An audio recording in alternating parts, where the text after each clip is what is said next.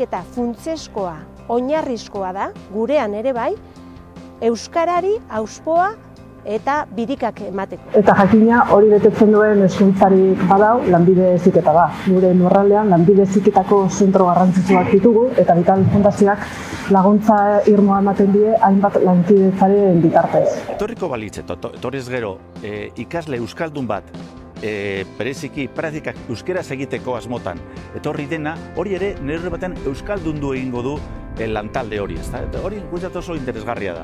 Guk unitatean denok pertsona batek izan ezik hitz egiten dugunez euskeraz, orduan gure arteko harremanak beti izaten dira euskaraz. Eta hau gauza ona da, izan ere ikasle bat gure unitatera etortzen denean harrera jasotzera edo zerbait egitera eta entzuten bagaitu euskeraz hitz egiten, animatuko da euskeraz hitz egitera. Gure erakundean kontutan hartzen da, arruz aurreko lanpostuetan profesionalek euskara ondo menderatzea eta jakitea. Horrek garrantzi berezia dauka, euskara lan hizkuntza bezala erabili ahal izatea eta bertara datozen ikasleek ere hori barneratu ahal izatea.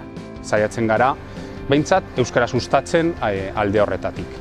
Ikusten dugulako, pazienten arretarako edo pazienteak artatzeko tresna oso importantea dela haiek osatzeko prozesu horretan laguntzeko. Gizarteak hala eskatzen duelako, geroz eta gazte gehiago dira euskaldunak, geroz eta eskari handiagoa dago euskara esparruan eta ezinbestekoz jende gazte euskalden horri txoko bat aurkitu behar diogu geure enpresatan. Egia da, naiz eta erraza ez izan, momentu honetan gaudela identifikatzeko horretan, ezta? Ze unitateetan eta ze zerbitzutan egin ditzaketen ikasleek haien praktikak, instruktore euskaldunak edo instruktore euskaldunoiz baliatuz.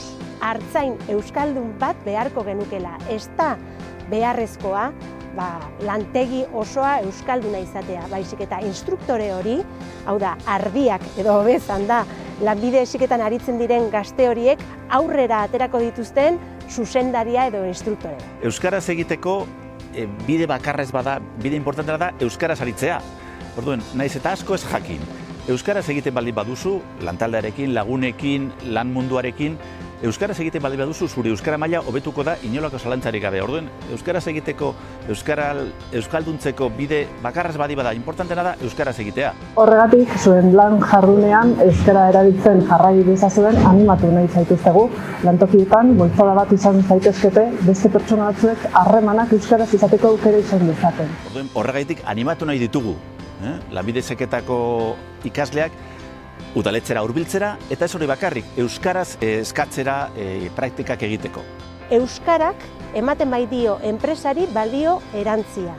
Eta hori dudagabe euskaldun gazte langile berrien eskutik helduko.